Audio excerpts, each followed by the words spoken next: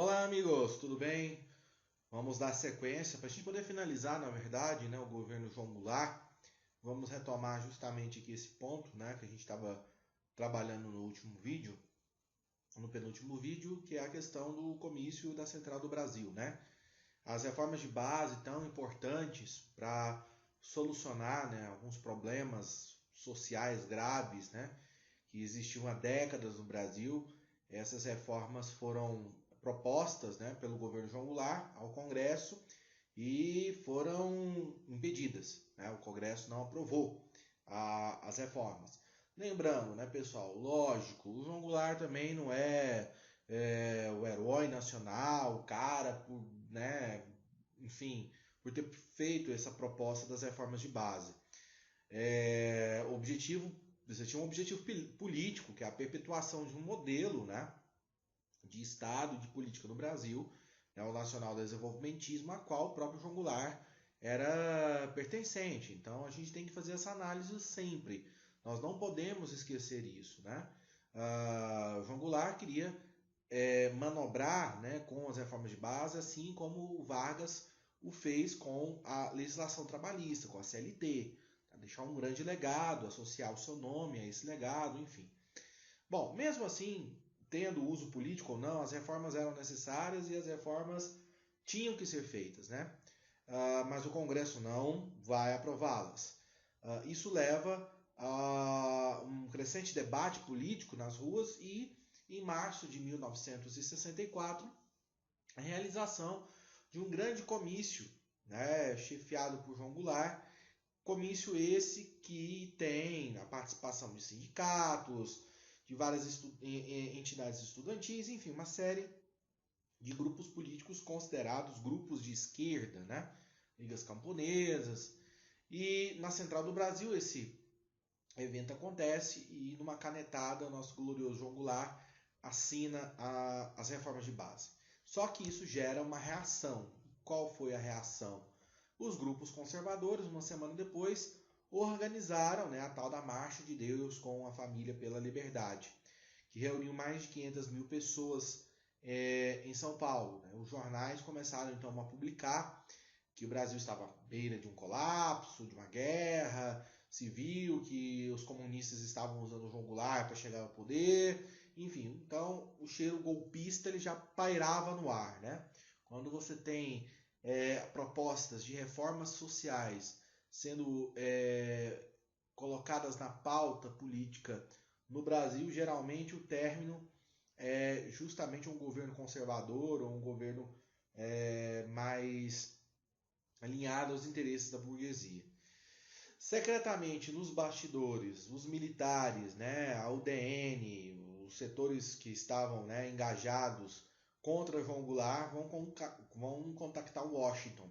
O embaixador de Washington, né, nos Estados Unidos, no Brasil, era o Gordon, o embaixador Gordon, e ele vai ser um agente importante, né, levando as informações, a situação do Brasil até Washington. Então você tem um contexto de Guerra Fria, um contexto onde havia um temor por parte dos Estados Unidos de mais um governo alinhado ao socialismo, né? Ou um governo de inspiração de esquerda. Falar que o Jango era socialista é um exagero muito grande, mas sim, ele tinha certas medidas, né? Certos projetos que tinham, né? Flertavam, né? Com o socialismo, questão principalmente da estatização de certos setores da economia, enfim. Mas o que se debate em relação, por exemplo, à estatização, as pessoas esquecem que havia uma lei, né, de privatização no Brasil e essa lei havia expirado, havia necessidade de criar uma outra legislação.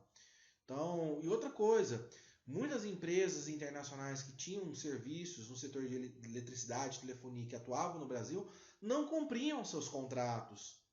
Como hoje, né, você tem a empresa como a Enel, que a Celg foi privatizada, a Enel prometeu modernizar o serviço, melhorar a qualidade, você já tem 4 anos aí que a Enel assumiu. E aí, o que mudou? Em alguns casos piorou o que tinha de oferta de serviço, né? Enfim, então assim, é muito complicado a gente pensar essa questão de falar da ampliação, da participação do Estado, mas não vamos entrar nesse debate. Então, os Estados Unidos vai sim participar, né, a Operação Brother Sun, vai dar apoio, né, de inteligência, inclusive enviar um porta-aviões para o litoral brasileiro para dar um suporte, se caso fosse necessário, tá? E os generais, eles vão, as lideranças políticas, as lideranças civis, dos setores de oposição ao João Goulart, principalmente ao DN, né? Quando eu falo liderança, eu estou falando de Carlos Lacerda, estou falando de Adhemar de Barros, né? Eu estou falando dessa ala, né, que vai apoiar a ditadura. Então você tem um grupo civil, de políticos civis, que apoiam os militares, dão carta branca para que os militares ajam. Por isso nós temos que falar que a ditadura no Brasil é uma ditadura civil-militar, né? Então, em 31 de março de 1964, o general Mourão, né, aquele mesmo, né, que o Mourão, que era capitão lá na década de 30, que criou o famigerado Plano Cohen, né, vai então partir, né, com a sua unidade de Minas Gerais em direção ao Rio de Janeiro, e aí é um efeito dominó, né? As unidades do exército vão se aquartelando ali, vão ocupando as principais cidades brasileiras, e o golpe vai sendo dado na madrugada de 31 de março para 1º de abril, tá? Então aqui nós temos algumas imagens que mostram justamente esse cenário: Brasília ocupada pelos militares, Rio de Janeiro e as principais cidades. E os jornais noticiando, né,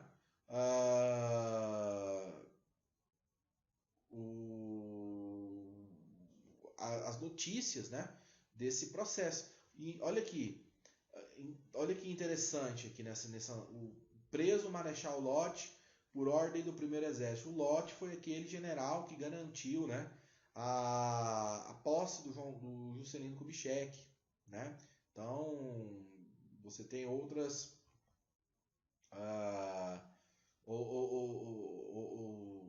até mesmo outros membros do exército que não foram favoráveis, né, ao golpe, tá? Mas isso a gente vai entrar para discussão em outro momento, né? Então, os jornais mostrando aqui as notícias, né, referentes a esse momento histórico. E aí, qual que é a dinâmica dos fatos, né? Mediante a situação, temendo um derramamento de sangue, o João Goulart resolve partir para sua fazenda no Rio Grande do Sul, tá? O objetivo justamente era evitar ser capturado, se possível articular um contragolpe, mas isso não foi possível.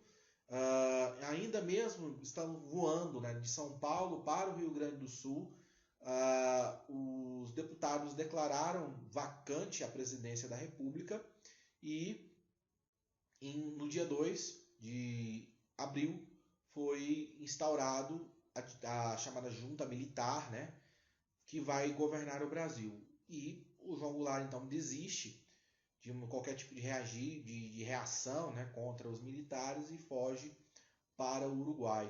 Começa aí então o período da nossa história, né, da ditadura militar, que vai se arrastar até 1985, e esse assunto a gente obviamente vai ver em um outro módulo, em um outro livro aí do material de vocês. Beleza, pessoal? Então é isso. Eu vou passar para vocês também um vídeo, um documentário, na verdade, né, que mostra muito essa dinâmica, né, do que está acontecendo no Brasil e do golpe. Acho que vocês vão gostar. O Dia que Durou 21 Anos é o nome do documentário. Vou passar para vocês. Até mais. Tchau, tchau.